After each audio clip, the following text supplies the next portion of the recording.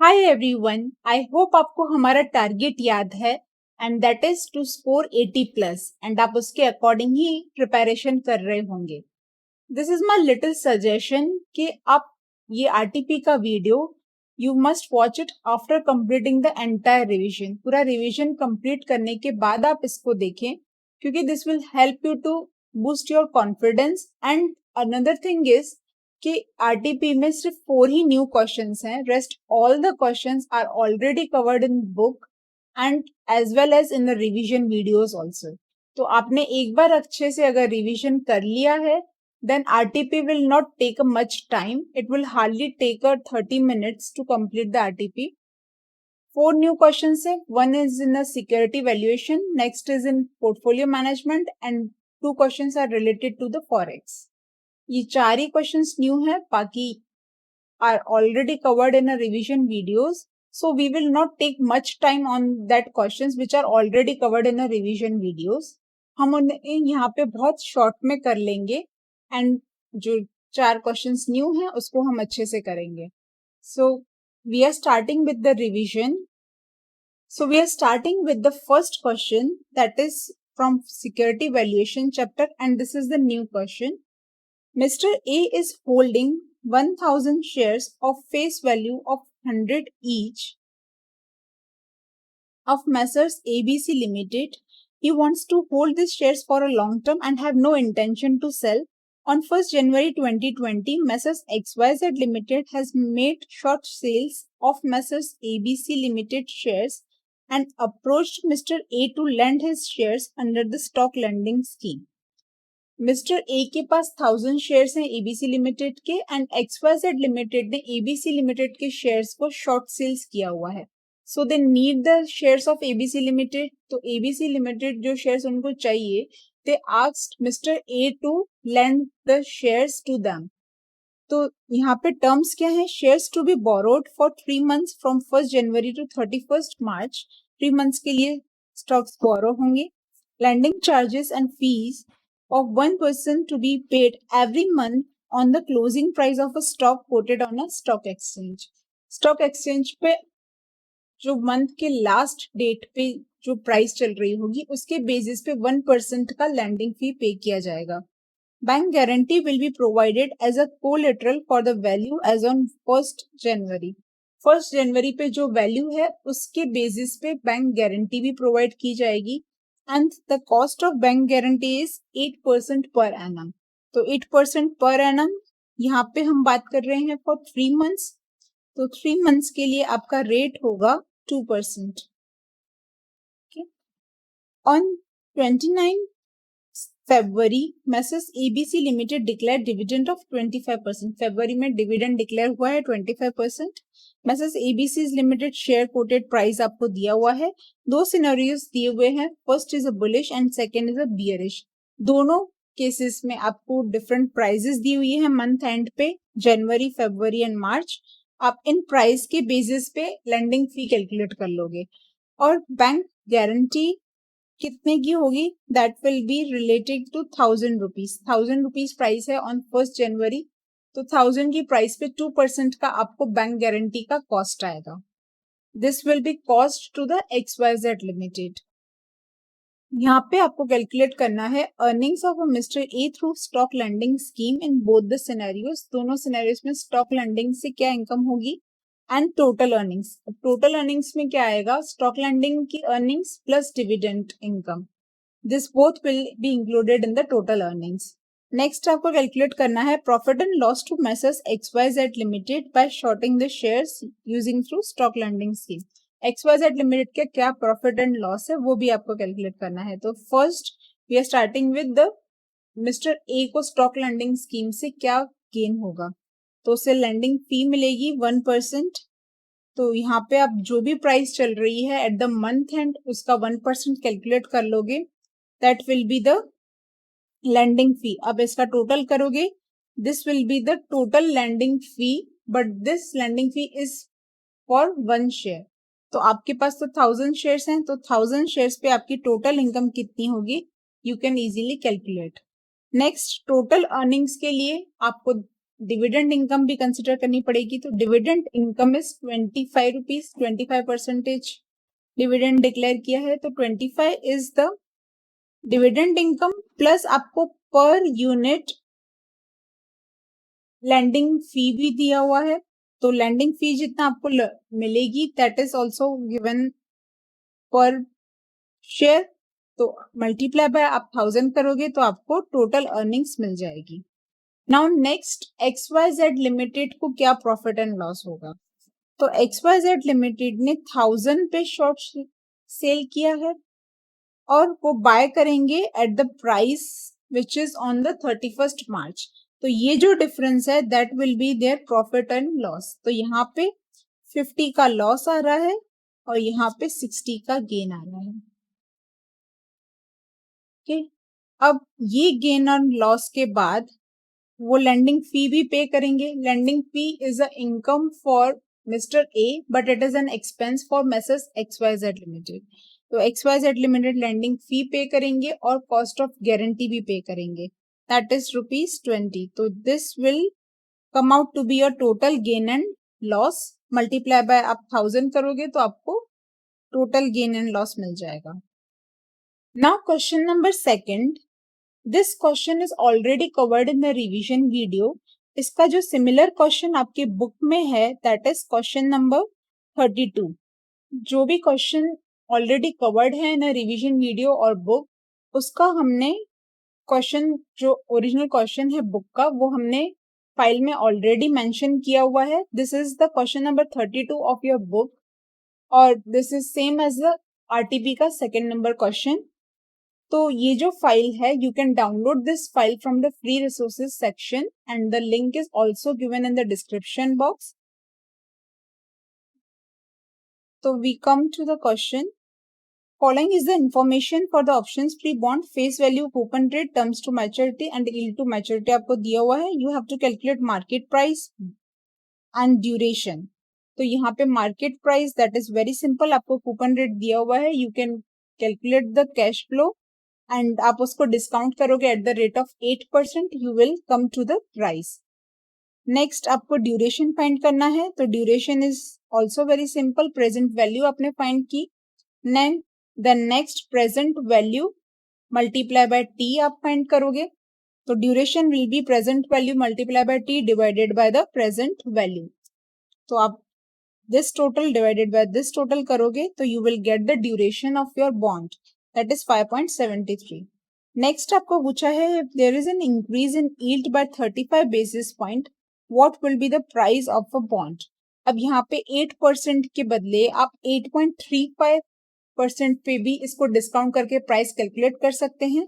और the next option is कि आपको ड्यूरेशन पता है तो आप पहले वॉलेटिलिटी कैलकुलेट कर लीजिए और वॉलेटिलिटी कैलकुलेट हो गई एक बार। Volatility is duration divided by 1 + YTM। तो this will be your volatility. तो this is the change for the 100 basis point. तो 35 बेसिस पॉइंट 35 के लिए कितना चेंज होगा that you have to calculate. तो आप अकॉर्डिंगली कैलकुलेट कर लोगे कितना चेंज होगा और उस चेंज का आप इम्पैक्ट दोगे इन ओरिजिनल प्राइस, तो you will get the new price। Now question number 3, this is related to the portfolio management chapter and this is the new question। ये question, this type of question is not covered in your book but this is very simple question। Mr. A is having 1 lakh shares of K Limited। The beta of company is 1.4। K का beta है 1.4। Mr. B, a financial advisor, has suggested the following portfolio and दूसरा portfolio है जिसमें 4 securities हैं, उनकी beta and holding आपको दिया हुआ है। तो यहाँ से आप पोर्टफोलियो बीटा निकाल सकते हैं, beta multiply by percentage holding, this will be your total beta. Market return और रिस्क फ्री रेट आपको दिया हुआ है। You are required to calculate the following for the present investment and suggested portfolio. What is the expected return based on CAPM।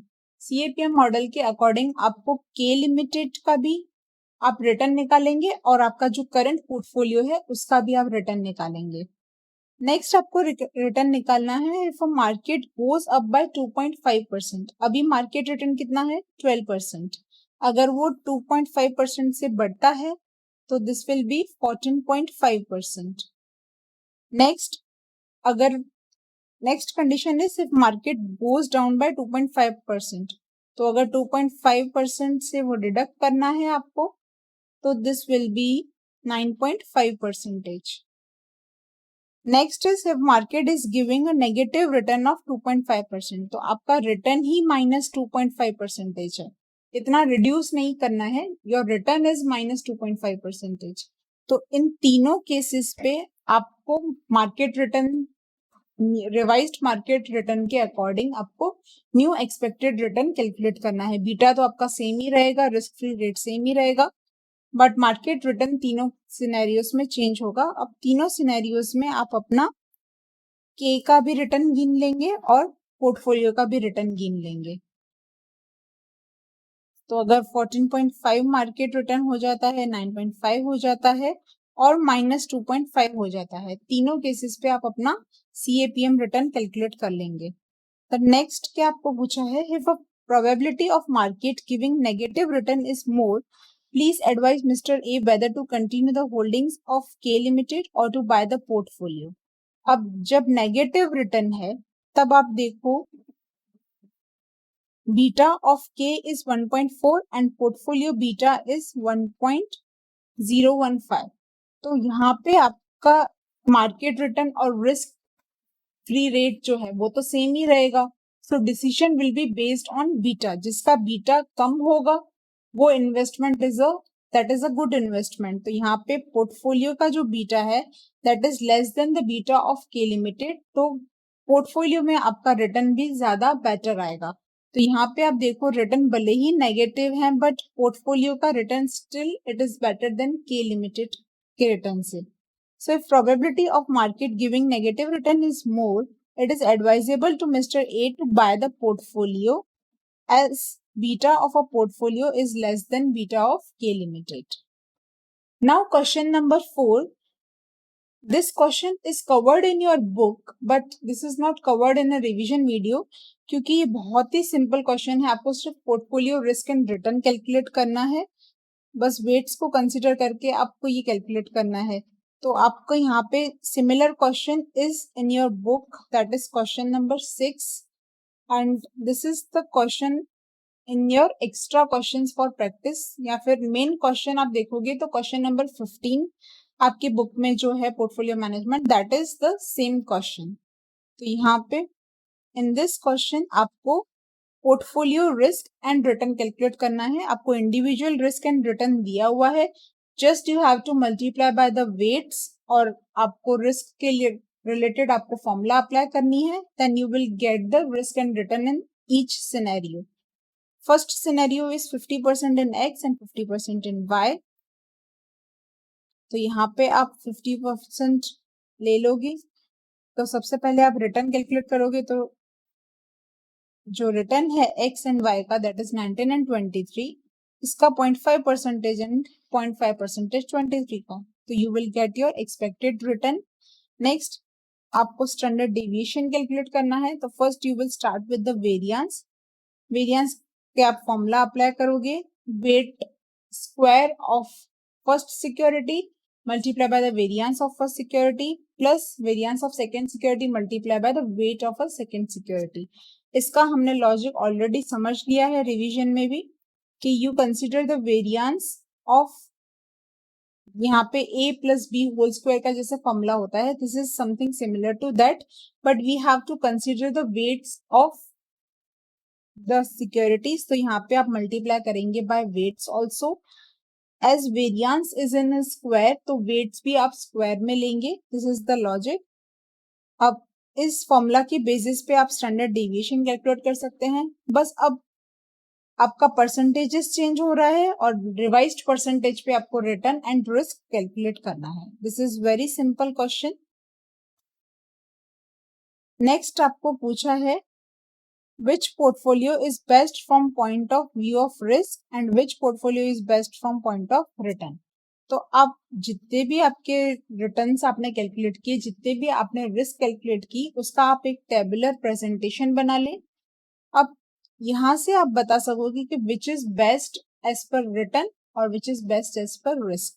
तो return आप देखोगे जब से ज्यादा जहां पे हो, दैट इज दिस थर्ड, तो this is the best portfolio.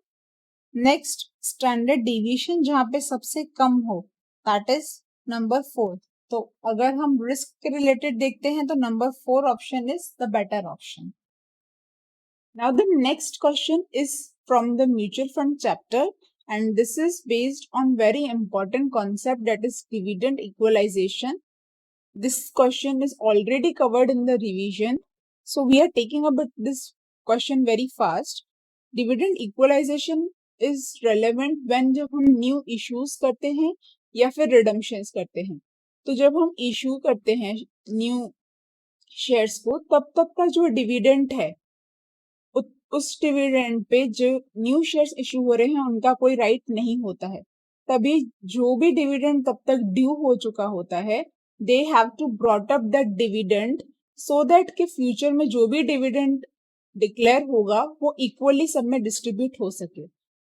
Similarly जब रिडम्पशन होता है तो रिडम्पशन पे जब भी रिडम्पशन होता है तब तक का जो डिविडेंड ड्यू हो चुका होता है, that is the right of a shareholders, तो उतना dividend is paid to the share holders. उसके बाद जो भी डिविडेंड आता है उसमें उनका कोई भी राइट नहीं होता है। सो दैट डिविडेंड जब तक उनका राइट है it's paid to the share holders on the time of redemption, so that उसके बाद जो भी डिविडेंड डिक्लेयर होता है is being paid equally to all the share holders. So on 1st April, an open-ended scheme of a mutual fund had 400 lakh units outstanding with NAV 19. At the April, it issued 5 lakh units at opening NAV plus 2% load, adjusted for dividend equalization. आपको dividend equalization add करना पड़ेगा। At the end of May, 4 lakh units were repurchased at the opening NAV less 2% exit load. Exit load हो रहा है 2% adjusted for dividend. At the end of June, 60% of available income was distributed. In respect of April-June quarter, the following additional information is available. Portfolio appreciation कितना है वो दिया हुआ है, income दिया हुआ है। तो जो भी income है that will be equally divided to all the shareholders. तो सबसे पहले हम income का distribution कर लेंगे। तो income आपकी अप्रैल में है 400,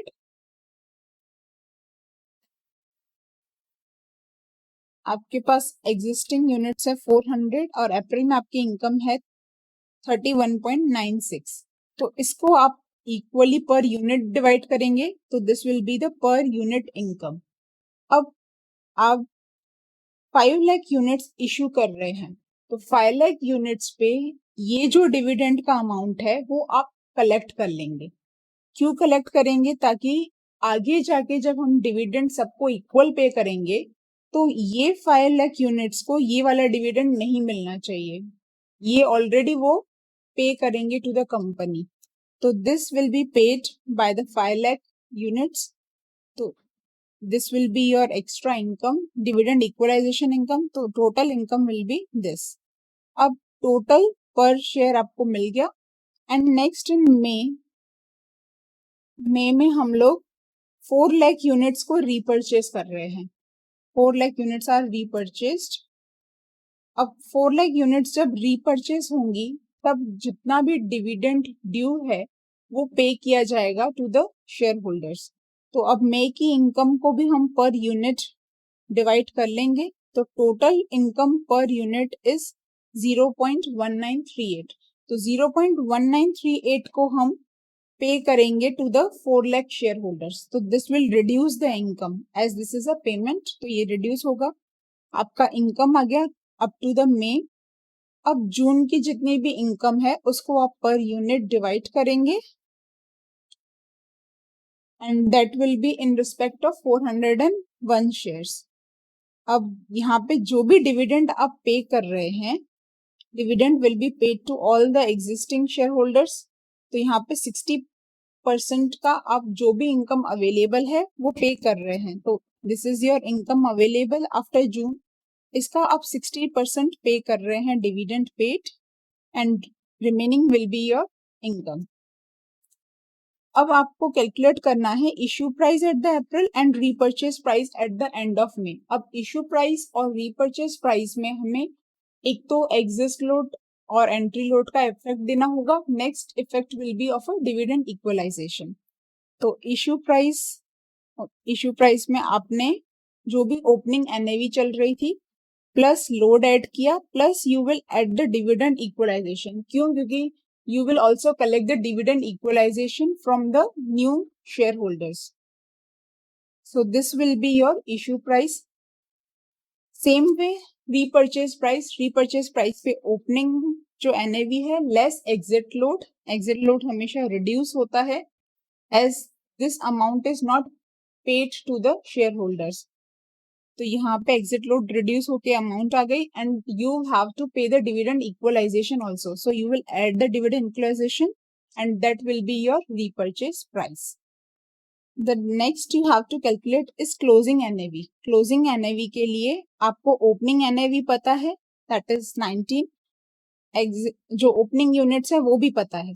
तो ओपनिंग यूनिट्स आपकी ओपनिंग एनएवी आ गई प्लस पोर्टफोलियो कितना एप्रिशिएट हो रहा है वो आपको पता है, और जो भी इनकम रिसीव हो रही है दैट यू हैव नोन, उसमें आप इम्पैक्ट देंगे जो भी आपने फ्रेश यूनिट्स इशू किए और रीपर्चेज किए। दोनों केसेस में आपको क्या मिला और क्या देना पड़ा दोनों आप कंसिडर करोगे। तो इशू प्राइस यहाँ पे 19.46 है जब आपने 5 लाख शेयर्स इशू किए हैं, तो this is the amount you will receive.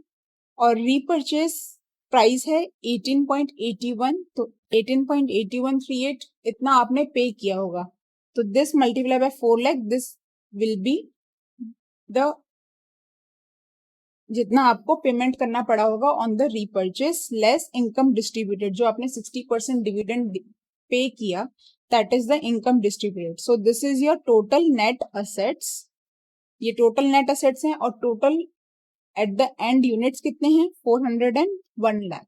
तो this divided by this will be give you the closing NAV. Now the question 19 of your book is similar to this question of dividend equalization. This is included so that you can know that कि जो भी RTP का question है is already covered in your book.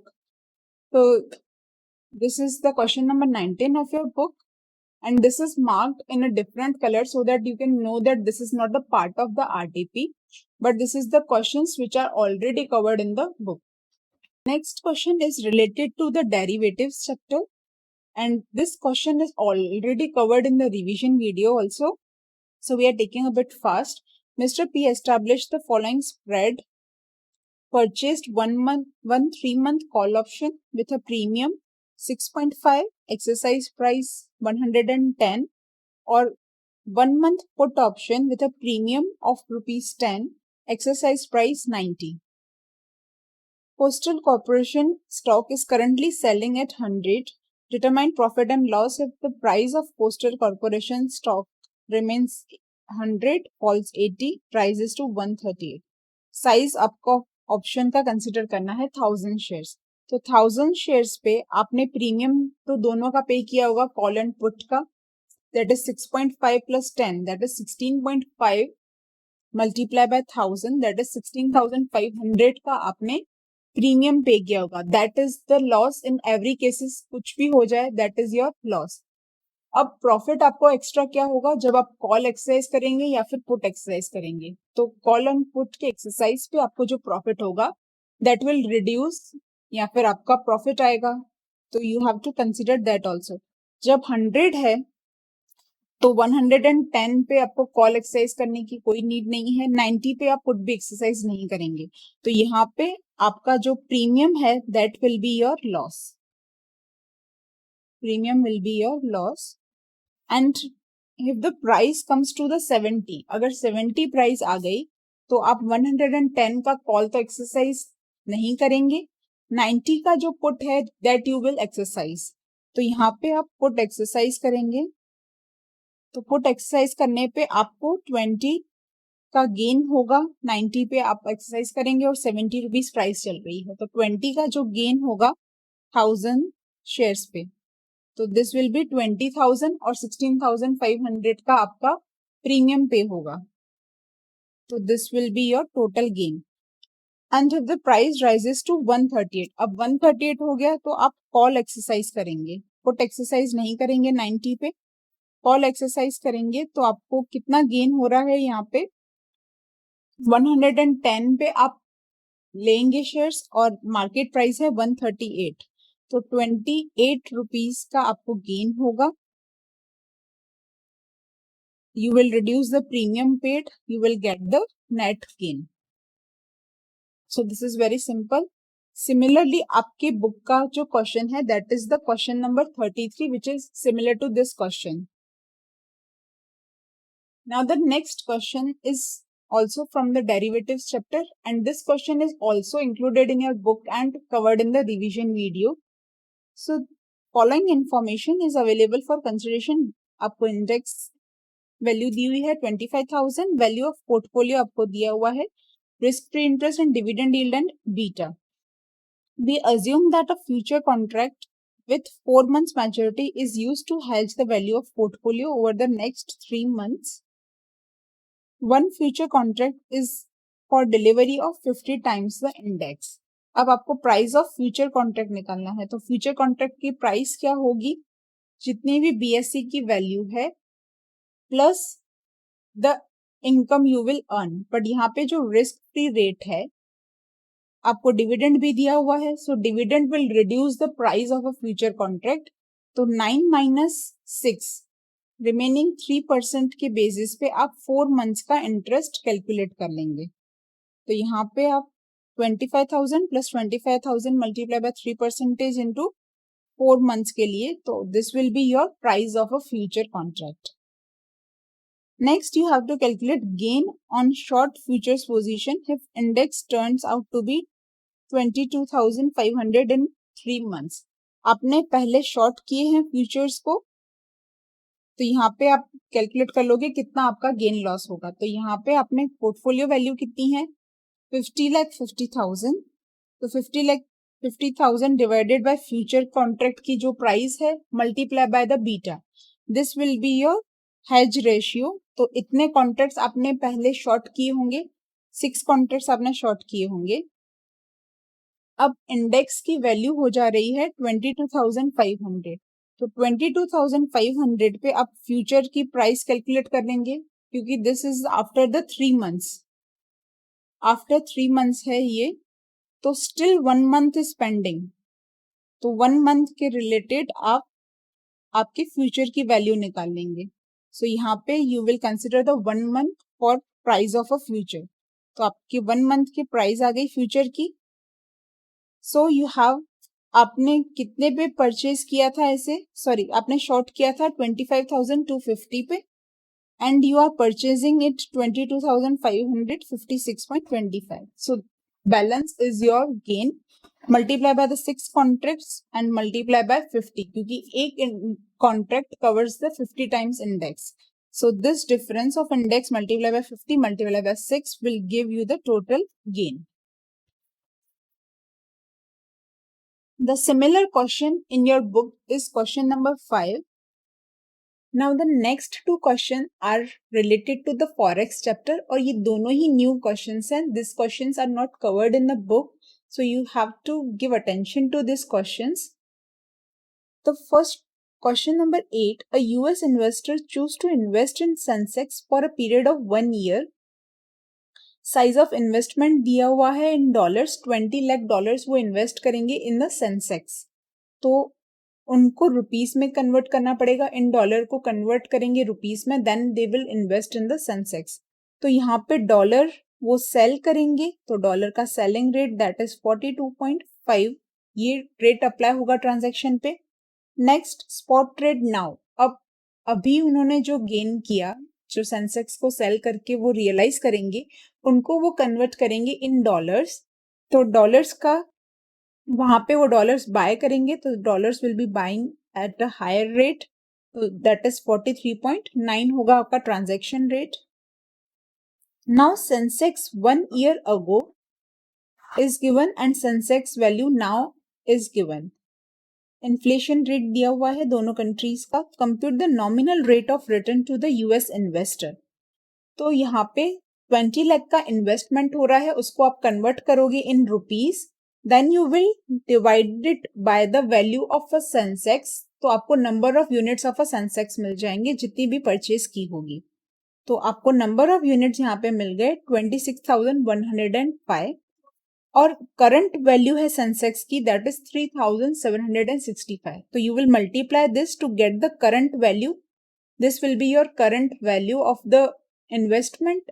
इसको आप convert करेंगे in dollars, तो that will be 22,38,846। आपने इन्वेस्ट किया था $20 and remaining balance will be your gain, that is 2,38,846 is your gain. अब this gain divided by the investment will be your rate of return. Next आपको पूछा है real depreciation and appreciation of a rupee. Before understanding real appreciation and depreciation, हम थोड़ा सा concept समझते हैं इसका। दो तरह के रेट्स होते हैं, one is a spot rate and another is a forward rate। तो जो spot rate होता है that doesn't include inflation। अब इस spot rate को हम inflation का इफेक्ट देते हैं and we will get the forward rate। तो according to purchase power parity, forward divided by spot is equal to the inflation rate of home currency divided by 1 plus inflation of foreign currency। This is the formula। अब यहाँ पे आपको forward rate is including the inflation effect और spot rate does not include the inflation effect। तो यहाँ पे आपको जो रेट दिया हुआ है आपको कैलकुलेट करना है real appreciation and real depreciation. तो मॉड्यूल में क्या किया है दैट इज आरटीपी के अकॉर्डिंग आपका जो रेट दिया हुआ है that is 43.85 and 43.9, this include the inflation. तो आप इन्फ्लेशन को हटा के एक रेट निकालेंगे, so this is your forward rate. तो आप एक स्पॉट रेट निकालेंगे which does not include the inflation. अब which does not include the inflation will be the real rate. Okay, अब इस रियल रेट को आप ओरिजिनल स्पॉट रेट जो है उसके साथ कंपेयर करेंगे, then you can calculate the real appreciation और डेप्रिसिएशन। थोड़ा सा एग्जाम्पल के साथ समझा देती हूँ कि what means the real appreciation and depreciation. Say for example अभी प्राइस चल रही है 40, आफ्टर कंसिडरिंग द इन्फ्लेशन आप ऐसा कैलकुलेट करते हो कि the price will be 42 after 1 year considering inflation, but at present after 1 year the price is say for example 42.5। तो 42 तो इन्फ्लेशन के अकॉर्डिंग प्राइस होनी ही चाहिए। जो आपका एप्रिसिएशन आया है that is only to the extent of 0.5। This 0.5 is the real appreciation. Say for example price अगर 42.5 नहीं 41 हो जाती है, तो this difference of 1 is the real depreciation. जितना आपकी मनी रियली डेप्रिशिएट हो गई है, 42 प्राइस होनी चाहिए but it is 41, so this is the real depreciation of a money। तो इसी तरह से यहाँ पे आपको जो ये रेट्स दिए हुए हैं, ये रेट्स दिए हुए हैं और यहाँ से आप एक स्पॉट रेट निकालोगे, then you will compare this both rates to get the real appreciation और डेप्रिसिएशन। ओके, तो यहाँ पे इन्होंने सिर्फ बिड रेट के अकॉर्डिंग कैलकुलेट किया है, they have not considered the ask rate. तो we will look into the calculation. यहाँ पे आपको फॉरवर्ड रेट दिया हुआ है 43.85 divided by spot 1 plus inflation तो यहाँ पे आपका जो रेट है दैट इज ₹/$। तो आप रुपीस की जो इन्फ्लेशन है वो अप्लाई करेंगे दैट इज 0.09 एंड यूएस का है 0.05। तो यू विल कंसिडर दिस। अब यहाँ से आप एक स्पॉट रेट कैलकुलेट कर लेंगे। तो spot rate will be 43.85 multiplied by 1.05 divided by 1.09. This is the same calculation as done in your as per ICM. तो यहाँ पे आपको वैल्यू मिल गई दैट इज 42.24। अब इस वैल्यू को आप कंपेयर करोगे with the original ask rate that is 42.5। तो 42.5 रेट था और आपका रेट हो गया है 42.24। 42.5 पहले था, अब हो गया है 42.24। What does this mean? ये जो रेट है दैट इज ₹/$। तो ये अगर रेट बढ़ता है तो डॉलर जो है आपका वो डेप्रिशिएट हो रहा है and the rupee is appreciating. पहले आप $1 देके 42.5 रुपीस ले सकते थे, बट आप अभी $1 देके सिर्फ 42.24 रुपीस ले सकते हैं। या फिर रिवर्स आप कैलकुलेट कर लें तो आपको अगर $1 बाय करना था तो पहले आपको 42.5 रुपीस पे करने पड़ते थे, अभी आपको 42.24 रुपीस पे करने पड़ते हैं टू बाय द डॉलर। तो डॉलर की जो वैल्यू है वो डिक्रीज हो रही है, तो रुपीस क्या होगा? एप्रिशिएट होगा। तो यहाँ पे आपका रुपीस एप्रिशिएट होगा। कितना एप्रिशिएट होगा? तो this will B 42.5 minus 42.24 divided by 42.5। अभी इतना रेट है, पहले इतना था, दोनों का जो डिफरेंस है डिवाइडेड बाय जो ओरिजिनल रेट था। This is the percentage appreciation of your rupees. अब नेक्स्ट आपको कैलकुलेट करना है what should be the exchange rate if relevant purchase power parity holds good. अब आपको रेलेवेंट एक्सचेंज रेट कैलकुलेट करना है according to purchase power parity. तो आपको जो ये स्पॉट रेट दिए हुए हैं 43.85 और 90, you have not consider this. आपको परचेज पावर पैरिटी के अकॉर्डिंग रेट्स निकालने हैं। तो आप दोनों रेट्स निकाल लेंगे 42.5 एंड 42.6। तो यहाँ पे आप का जो रेट है दैट इज ₹/$। तो आप अकॉर्डिंगली ₹/$ का कंसीडर करेंगे, इन्फ्लेशन रुपीस का न्यूमरेटर में और डॉलर का डिनोमिनेटर में।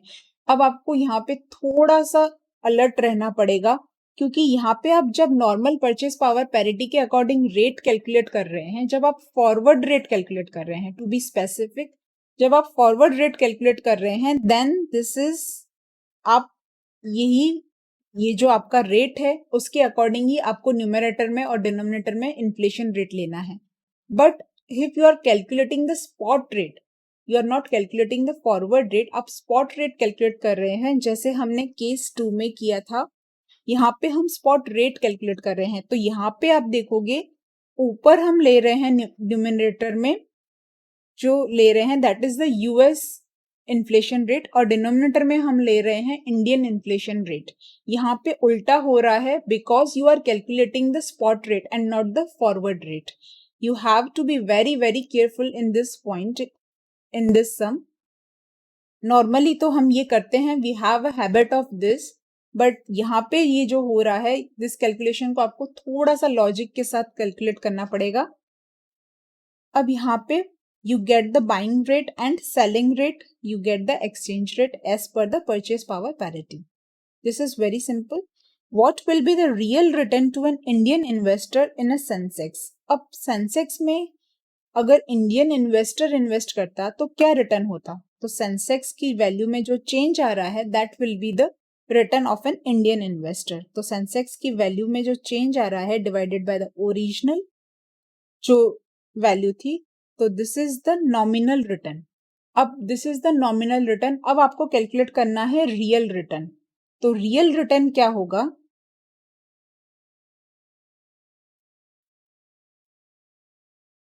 Real return plus inflation is equal to nominal return. Okay, this is the formula. अब यहाँ पे आपको रियल रिटर्न फाइंड करना है. You are given the nominal return, तो आप कैलकुलेट कर लेंगे. 1 plus real return is equal to 1 plus nominal return divided by 1 plus inflation minus, अगर आप यहाँ पे डायरेक्टली रेट ले लेते हैं तो यहाँ से ये 1 हट जाएगा and it will come out to be there -1. So this will be your rate.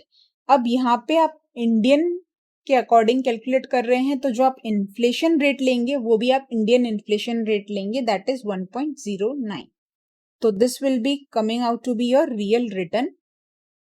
तो यहाँ पे जो सेकेंड पॉइंट है एंड फोर्थ पॉइंट है, that are very important points. आपको इन दोनों को अच्छे से करना है. This fourth point and this second point are the important points. Rest first and third you can work out very easily. Now we come on to the next question. Next question number 9 of the RTP. Mr. Mammon, an Indian investor, invest in a listed bond in USA. USA में invest किया है. The price of a bond at the beginning of a year is $100 and it is $103 at the end of the year. The coupon rate is 3% payable annually. Find the return on investment in terms of a home country currency if USD is flat. अगर US dollar flat चल रहा है तो आपका जो 3% का return है that will be your return. तो यहाँ पे आप रिटर्न कैलकुलेट कर लेंगे. तो आपका जो प्राइस वेरिएशन मिल रहा है दैट इज 103 माइनस 100 प्लस आपको 3 रुपीज का इंटरेस्ट मिलेगा. Total 6 rupees gain on 100 investment. तो योर रिटर्न विल बी 6% अगर यूएस डॉलर फ्लैट चल रहा है. तो अगर यूएस डॉलर एप्रिशिएट होता है ड्यूरिंग द ईयर बाय 3%, तो आपका जो रिटर्न है वो भी एप्रिशिएट होगा because you are investing in a dollar. आपने जो इन्वेस्टमेंट की है that is in the dollar. तो अगर डॉलर एप्रिशिएट होता है तो आपकी रिटर्न भी एप्रिशिएट होगा. अगर डॉलर डेप्रिशिएट होता है तो आपका रिटर्न भी डेप्रिशिएट होगा. तो यहाँ पे your return will be appreciating by 3%. तो यहाँ पे आपका रिटर्न था 1.06. इसको आप एप्रिसिएशन करेंगे 1.03 से. -1 will be your the return that is 9.18%. अब अगर यूएस डॉलर डेप्रिशिएट होता है बाय 3%, तो अगर यूएस डॉलर डेप्रिशिएट होगा तो आपका रिटर्न भी डेप्रिशिएट होगा. तो यहाँ पे आपको 1.06 मल्टीप्लाई बाय 1 माइनस 0.03 करना पड़ेगा.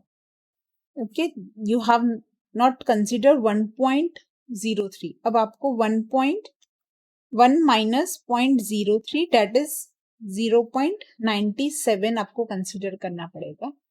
-1 will be your return that is 2.82%.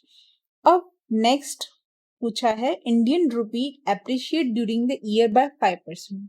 अब आपको यूएस डॉलर में नहीं दिया हुआ है. You have given that Indian rupee appreciate हो रहा है 5%. तो अगर इंडियन रूपी एप्रिशिएट हो रहा है तो यूएस डॉलर क्या होगा, डेप्रिशिएट होगा. तो यहाँ पे आप यूएस डॉलर जैसे डेप्रिसिएशन 3% का अप्लाई किया वैसे आप 5% का अप्लाई करेंगे and calculate the return. Next, will your answer differ if the Mr. Mammon invest in the bond just before the interest payable? तो यहाँ पे हमारा कोई आंसर डिफर नहीं करेगा अगर वो इंटरेस्ट पेबल से पहले इन्वेस्ट करते हैं तो, बिकॉज उनका जो रिटर्न है वो इसी तरह से कैलकुलेट होगा जो भी सिचुएशन हो. अगर वो इंटरेस्ट पेबल से पहले भी इन्वेस्ट करते हैं तो. So our answer will not be changed. No, our answer will not differ even if the Mr. Mammon invest in a bond just before the interest is payable. Now the question number 10 of RTP, which is based on international financial management. ये question, similar question is covered in the book as well as in the revision lectures also.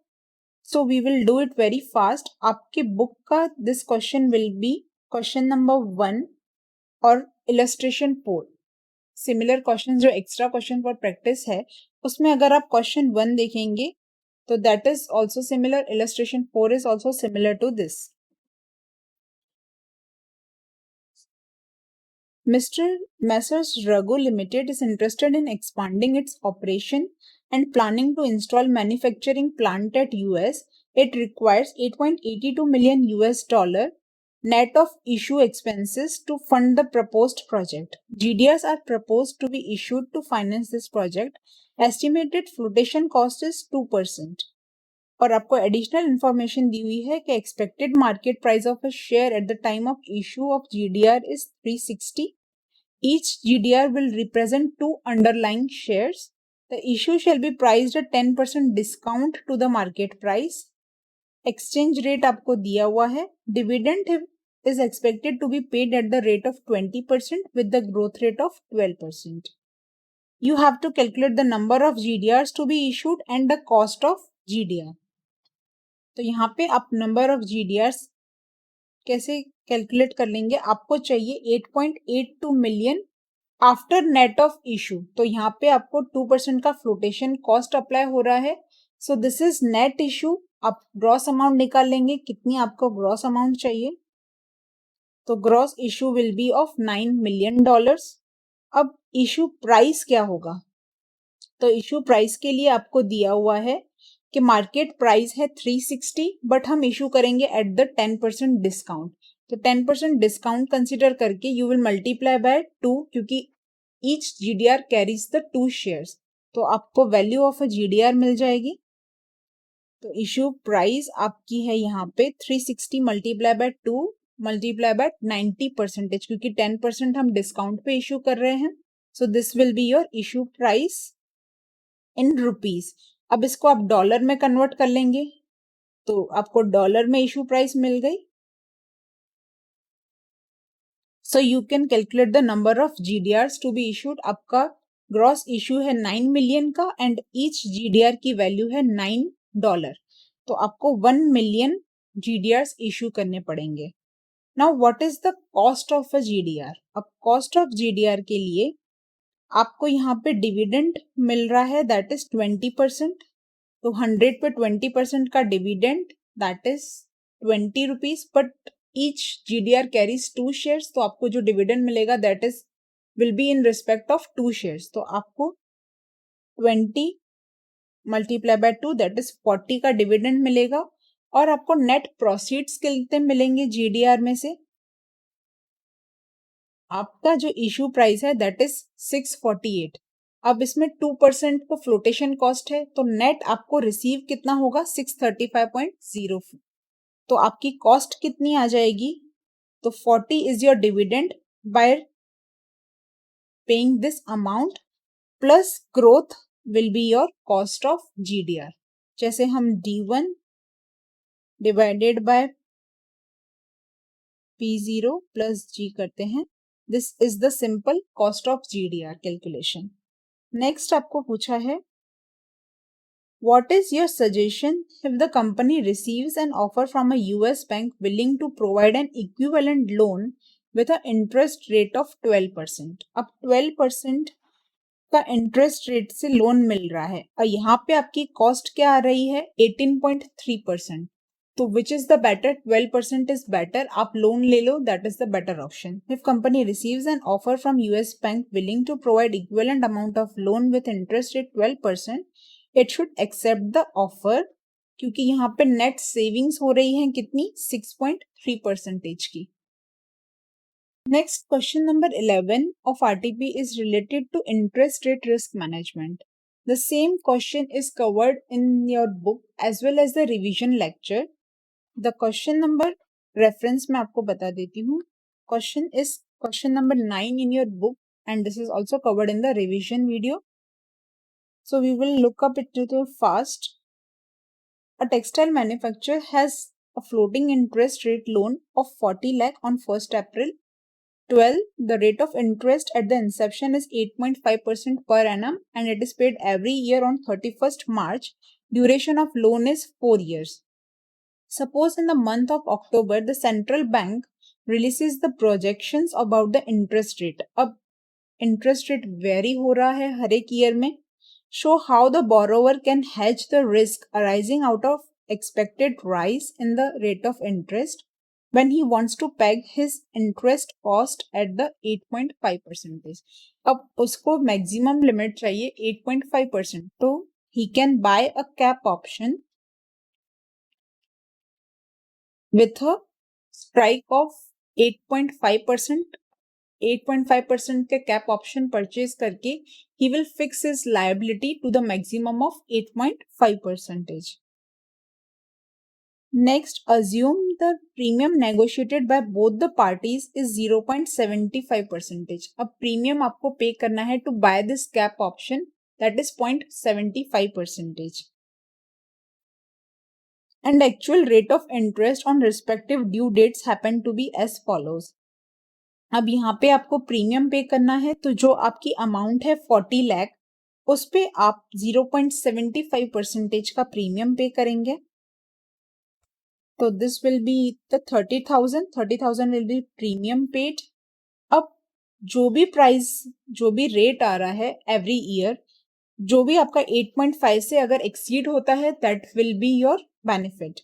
तो यहाँ पे first year में 10.2 है, तो 10.2 और 8.5 का आप डिफरेंस ले लोगे, तो 1.7% इज योर बेनिफिट. तो यहाँ पे आप बेनिफिट कैलकुलेट कर सकते हैं. 40 लाख का 1.7% विल बी योर बेनिफिट.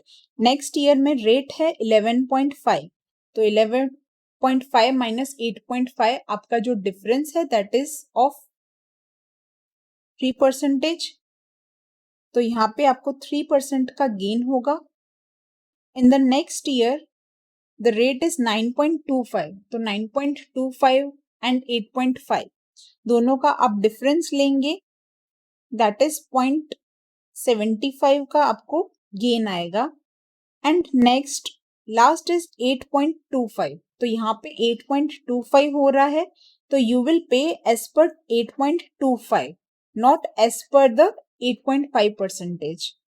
तो hence interest liability shall not exceed 8.5% in any cases. तो यहाँ पे आप 8.25% से पे करेंगे. Next question relating to the corporate valuation chapter.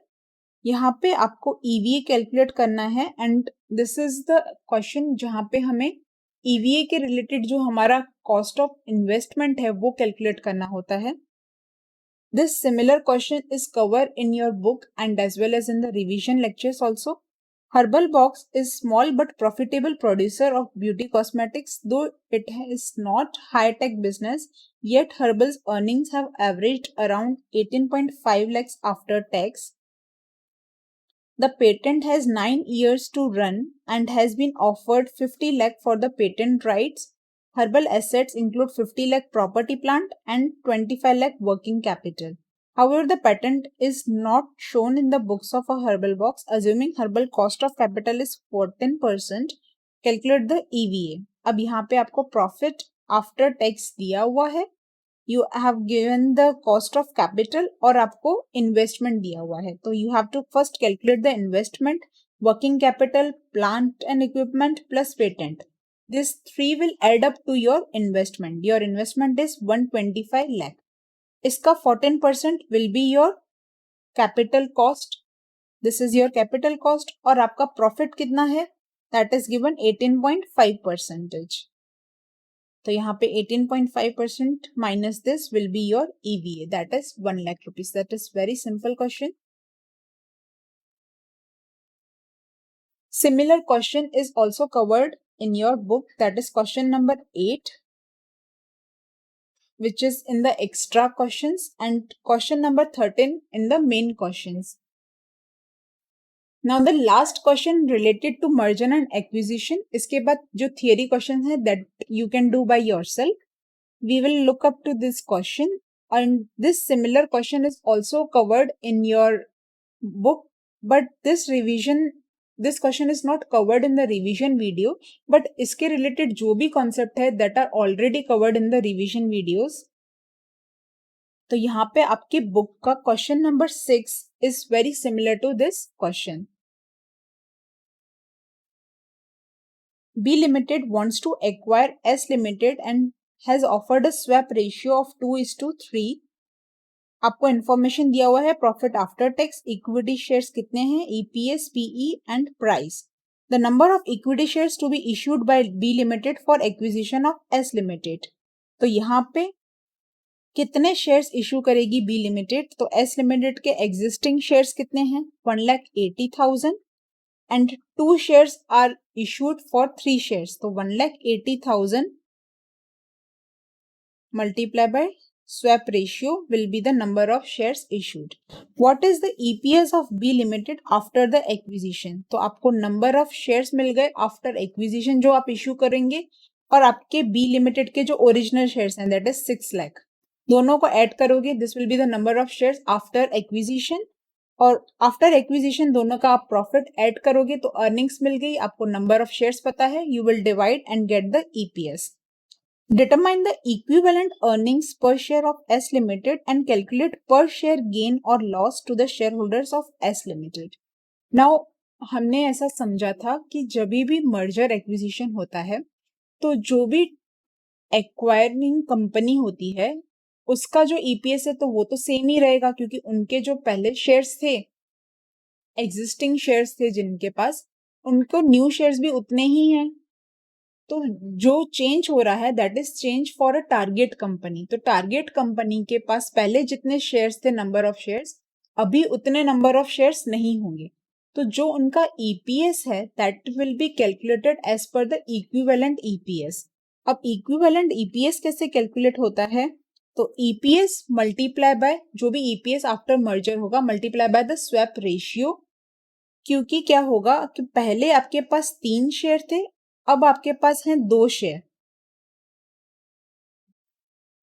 Okay, तो आपको जो इनकम जनरेट होगी 2 शेयर्स पे that will B by giving the 3 shares. तो आप इक्विवेलेंट EPS निकालेंगे कि आपने कितना दिया उसके बदले में आपको कितना मिल रहा है. तो जो आपका EPS आ रहा है after merger that is 3.54 multiply by the swap ratio will be the equivalent EPS. अब इक्विवेलेंट EPS के बेसिस पे आप गेन एंड लॉस कैलकुलेट कर सकते हैं, क्योंकि ये जो EPS है that is based on before merger जो EPS है that is based on the 3 shares के बेसिस पे ये कैलकुलेशन है. And this calculation is not based on the 3 shares. तो इसको हम पहले कंपेरेबल वैल्यू निकालेंगे दैट इज इक्विवेलेंट EPS. उसके बाद इसको कंपेयर करके हम गेन एंड लॉस कैलकुलेट कर सकते हैं. What is the expected market price per share of B Limited after acquisition, assuming its PE multiple remains unchanged? PE multiple unchanged रहता है तो EPS multiply by PE will be your, यहाँ पे PE है 10 times, तो EPS multiply by PE will be your market price after merger. Determine the market value of merged firm. अब आपको market value निकालनी है merged firm, तो number of shares जितने भी हैं उनको multiply by market price will be the market value of a merged firm. Next is after the announcement of a merger, price of a share S Limited rose by 10% on BSE. Mr. X, an investor having 10,000 shares of S Limited, is having another investment opportunity which yields annual return of 14%, is seeking your advice whether he needs to offload the shares in the market or accept the shares from B Limited. अब यहाँ पे आपको EPS कितना मिल रहा है, that is equivalent EPS जो आपने निकाला दैट इज 2.36. आफ्टर मर्जर आपका ये इनकम होगा. और आपकी प्राइस क्या थी बिफोर मर्जर, 17.5 थी, अब ये इंक्रीज हो जा रही है 1.10% से, दैट इज आपकी रिवाइज्ड प्राइस है 19.25. तो रिवाइज्ड प्राइस के अकॉर्डिंग आपका कितना परसेंटेज रिटर्न है, 2.36 आपको मिल रहा है बाय पेइंग 19.25.